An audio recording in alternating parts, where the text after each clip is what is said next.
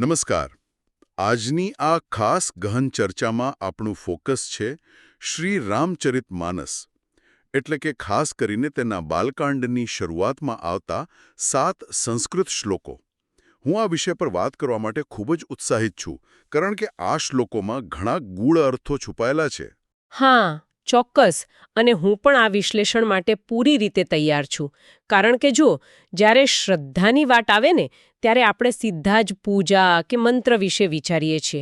પણ અહીં કંઈક અલગ જ છે. સૌથી રસપ્રદ બાબત તો એ છે કે કથા શરૂ કરતા પહેલા એક આખી દિવ્ય સભા ભરવાની હોય છે. દિવ્ય સભા મતલબ કે વાચકે કોઈ ખાસ તૈયારી કરવાની હોય છે? હા, બરાબર. એટલે કે વાચકે તુલસીદાસ, વાલ્મીકી, શિવ, હનુમાનજી, સીતા, રામ અને તેમના ભાઈઓને આમંત્રિત કરીને માનસિક રીતે આસન ગ્રહણ કરાવવાનું હોય છે. ઓહો, તો આ માત્ર કોઈ પુસ્તક ખોલીને વાંચવા જેવું નથી? ના, જરાય નહીં. આ એક આખો માહોલ સેટ કરવાની વાત છે, જ્યાં વાચક પોતાની આસપાસ એક એવું વાતાવરણ ઊભું કરે છે જ્યાં દિવ્ય શક્તિઓ હાજર હોય. કથા પચાવવા માટે મનને તૈયાર કરવાની આ એક બહુ જ ઊંડી મનોવૈજ્ઞાનિક પ્રક્રિયા છે. બરાબર છે. હું વિચારતો હતો કે એકવાર આ ભવ્ય સભા ગોઠવાઈ ગઈ પછી સૌથી પહેલી જરૂરિયાત કઈ છે? મતલબ કે કથા ક્યાંથી શરૂ થાય છે? તો શરૂઆત થાય છે સૌથી મૂળભૂત સાધનોથી. પ્રથમ શ્લોકમાં જ સરસ્વતી અને ગણેશને વંદન કરવામાં આવ્યા છે, કારણ કે તેઓ વાણી, અવાજ અને મૂળાક્ષરોના સર્જક છે. એટલે ભાષાનો પાયો? હા, અને પછી બીજા શ્લોકમાં શ્રદ્ધા અને વિશ્વાસના પ્રતીક તરીકે પાર્વતી અને શિવને નમન કરાય છે. ત્યારબાદ ત્રીજા શ્લોકમાં શિવ સ્વરૂપ એવા ગુરુને યાદ કરવામાં આવે છે, જેઓ સંપૂર્ણ જ્ઞાનથી સભર છે. એક મિનિટ. આ સાંભળીને મને એક બહુ જ સરસ વિચાર આવે છે.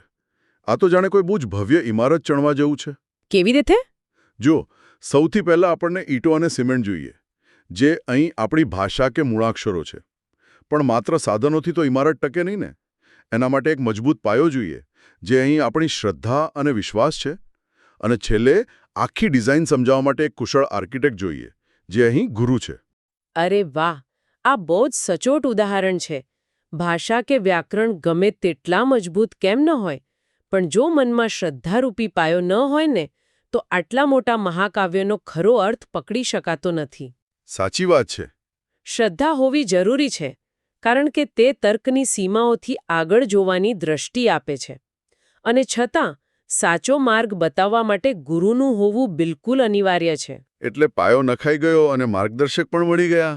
હવે આ ગુરુ આપણને કઈ તરફ લઈ જાય છે? હવે વારો આવે છે એ 2 મહાનુભાવોનો, જેઓ આ કથાના મુખ્ય આધારસ્તંભ છે.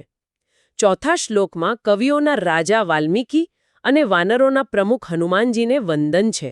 આ બંનેને એક જ સ્થાને રાખીને નમન કરવામાં આવ્યા છે. અહીં થોડું અજીબ નથી લાગતું?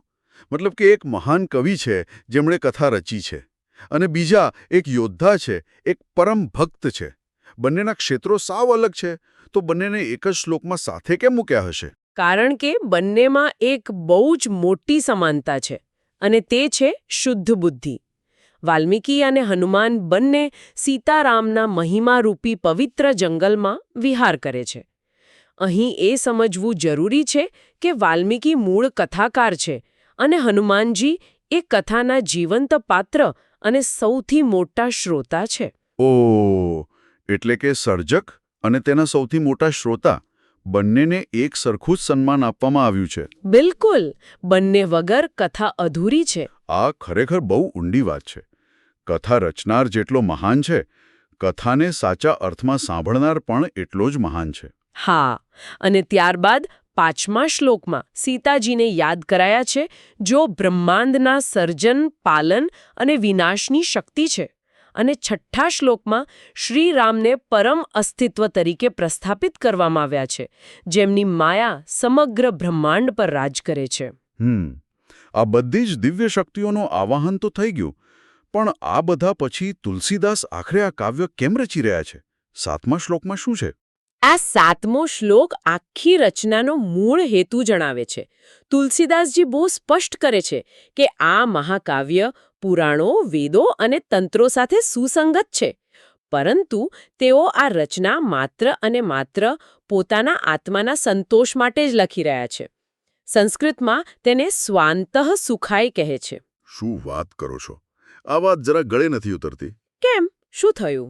મતલબ કે આટલું વિશાળ અને જટિલ મહાકાવ્ય, જેમાં આખા બ્રહ્માંડનું જ્ઞાન ઠાલવ્યું હોય, તે કોઈ કીર્તિ મેળવવા કે દુનિયાના ઉદ્ધાર માટે નહીં, પણ માત્ર પોતાના વ્યક્તિગત આનંદ માટે. આવું તો કેવી રીતે બને? મોટાભાગે તો આવી કૃતિઓ ઇતિહાસમાં અમર થવા માટે લખાતી હોય છે.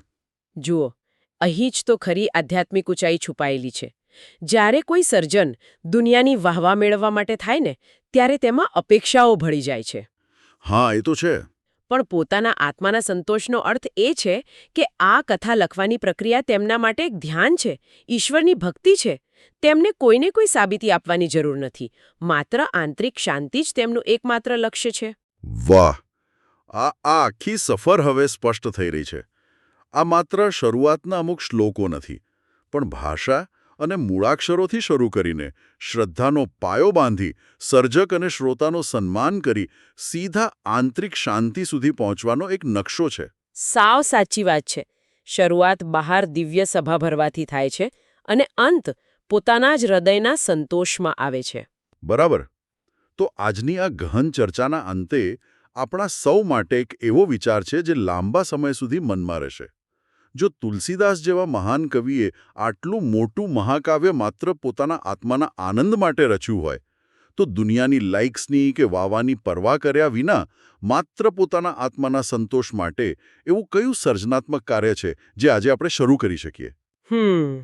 એકદમ સાચો સવાલ છે. એવો કોઈ શોખ કે સર્જન જેની કદાચ કોઈને ખબર ન હોય, પણ તે સંપૂર્ણ આંતરિક શાંતિ આપતો હોય. બિલકુલ. તો બસ આ જ સુંદર વિચાર સાથે આજની આ ચર્ચા અહીં જ પૂરી કરીએ છીએ. ફરી મળીશું